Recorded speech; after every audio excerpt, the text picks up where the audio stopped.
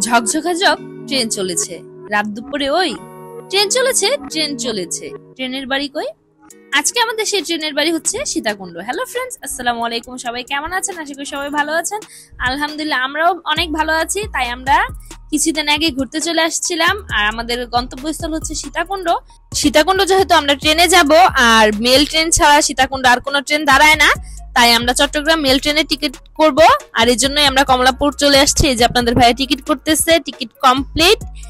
খুব ভালো লাগতেছে যে ফার্স্ট টাইম ট্রেন জার্নি করব। ইতিমধ্যেই আমরা চলে এসেছি কমলাপুর রেল স্টেশনে, কিন্তু আফসোস আমরা যতগুলা ইউটিউবে ব্লগ দেখছি সবাই বলছে যে ট্রেনটা নাকি 10টা 20-এ, কিন্তু এখানে আসার পর আমরা জানতে পারলাম যে ট্রেনটা 10টা 20-এ লাইনে থাকবে, কিন্তু ছাড়বে 11টা 45-এ।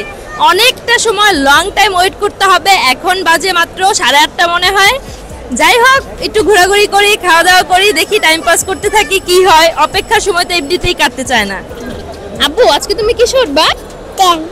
ট্রেন। তোমার কি ট্রেনে উঠতে ইচ্ছে করতেছে? তোমার ট্রেনে ভালো লাগে? আমার মেয়ে কিন্তু লাইফে ফার্স্ট টাইম, আমার মেয়ে না শুধু, আমিও কিন্তু লাইফে ফার্স্ট টাইম এয়ারপোর্ট থেকে ফার্স্টে কমলাপুর আসলাম। এখন কমলাপুর থেকে যাব সীতাকুণ্ড। দেখা যাক ট্রেন জার্নিটা কেমন হয়। যাচ্ছি তো মেল ট্রেনে, দেখা যাক সিট পাই কিনা, দাঁড়ায় যাইতে হয় কিনা, উঠতে পারি কিনা, অনেক ব্যাপার স্যাপার। সবকিছু দেখার জন্য কিন্তু অবশ্যই শেষ পর্যন্ত পাশে থাকবেন। ট্রেন আসতে আসতে চলুন আমরা খাওয়া দাওয়াটা কমপ্লিট করে আসি। খাওয়া দাওয়ার জন্য আপনারা কমলাপুর রেল স্টেশন থেকে বের হলে অনেকগুলা খাবার রেস্টুরেন্ট পেয়ে যাবেন। যেহেতু আমরা বিকালে বের হয়েছি, কারণ গাজীপুর থেকে কমলাপুর অনেকটা রাস্তা, খাওয়া দাওয়া করা হয়নি। তো এখন রাত 11:30 ট্রেন, 11টা 45-এ। তো খাওয়া দাওয়াটা করে নেওয়ার জন্য চলে আসলাম। আমরা যে রেস্টুরেন্টটাতে বসছি এটার নাম হচ্ছে new Samia hotel and restaurant. কিন্তু এটার খাবারটা কেমন হয় এখনো বলতে পারতেছি না। খাবারটা অর্ডার করছি, আর যেহেতু লং জার্নি তাই আমরা ভাত খাবো না, তাই রুটি ভাজি অর্ডার করছি। দেখা যাক যে ওনাদের খাবারটা কেমন। ভালো হলো এটাও জানাবো, খারাপ হলেও কিন্তু জানাবো। ওদের খাবারটা চলে আসছে, কিন্তু খাবারটা আসতে কিন্তু অনেক সময় লাগছে। আমার কিন্তু একদম বিরক্ত হয়ে যাচ্ছিল যে আম্মু এত দেরি হচ্ছে কেন।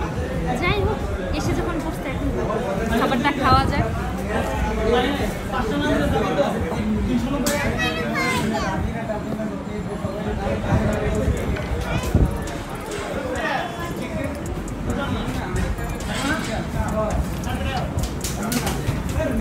চলে, একদম ভালো খাবো।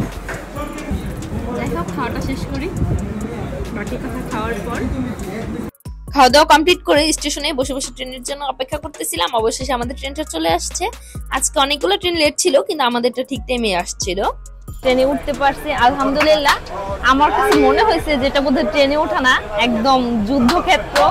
যা একটা অবস্থা, আমি লাইফে ফার্স্ট টাইম ট্রেন জার্নি করতে গিয়ে যা এক্সপিরিয়েন্স হয়েছে সেটা একদম মনে রাখার মতো।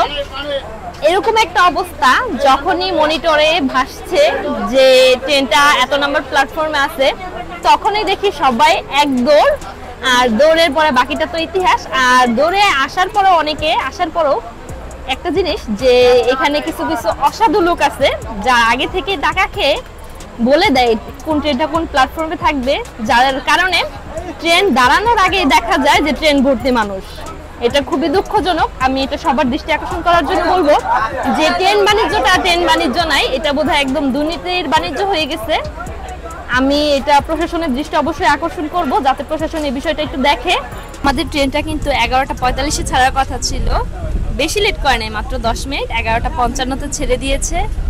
আলহামদুলিল্লাহ আমরা ভালোভাবে যাত্রা শুরু করছি। দেখা যাক পরেরটা কি হয়। আমাদের বগিতে আরেকটা টুরিস্ট গ্রুপ ছিল যারা খুব এনজয় করতেছিল। আসলে মেল ট্রেনটা বোধহয় ব্যাচেলারদের জন্য, কারণ তারা এনজয় করতে করতে যায়, তো তাদের সেই বোরিং ফিলটা আর আসে না। আমরা এখন আছি ভৈরব স্টেশনে, আর এখানে দাঁড়িয়ে দাঁড়িয়ে চানাচুর খাচ্ছি। ট্রেন এখন বিরতিতে আসছে, এখানে নাকি একটু লেট করবে, তাই বাইরে এসে দাঁড়ালাম, কারণ ভিতরের অবস্থা তো খুব খারাপ। মেয়ে তো 1 মিনিটের জন্য আমার কোল থেকে নামতেছে না। একে তো মেয়ে, তার উপরে তো মেল ট্রেনের সিটের যা অবস্থা, সব মিলিয়ে অবস্থা খুব খারাপ। আমাকে দেখেই হয়তো বুঝতে পারছেন কতটা পেরেশান হয়ে আছে। আমি প্রচন্ড ক্লান্ত ছিলাম, একটা পর্যায়ে ঘুমিয়ে গিয়েছিলাম, আর আপনার ভাইয়া সেটা ভিডিও করছিল। ভালো লাগতেছিল না, কারণ মেল ট্রেনের সিটের যা অবস্থা। কিন্তু ঘুম থেকে উঠে যে সুন্দর এক অপরূপ দৃশ্য দেখছি, এটা দেখে আমার ট্রেন জার্নিটা একদম সার্থক হয়ে গেছে, খুব ভালো লাগতেছিল। আর কিছুক্ষণের মধ্যে আমরা আমাদের গন্তব্যস্থলে পৌঁছে যাব। আমাদের মতো আরো অনেকে সীতাকুণ্ড যাওয়ার জন্য চলে আসছে। আমরা চলে আসছি আমাদের সেই কাঙ্ক্ষিত জায়গা সীতাকুণ্ড, প্রায় 9 ঘন্টা জার্নি করার পর। দেখা যাক যে এত কষ্ট করে জার্নি করে আসাটা কি সার্থক হয়, আসলেই কি সীতাকুণ্ডটা যতটা সুন্দর ভেবেছি ততটা সুন্দর। আমাদের সীতাকুণ্ড ভ্রমণটা কেমন ছিল এটা জানতে হলে কিন্তু অবশ্যই নেক্সট ভিডিওটা দেখতে হবে। সবাই ভালো থাকবেন, সুস্থ থাকবেন, আমাদের জন্য দোয়া করবেন। আল্লাহ হাফেজ।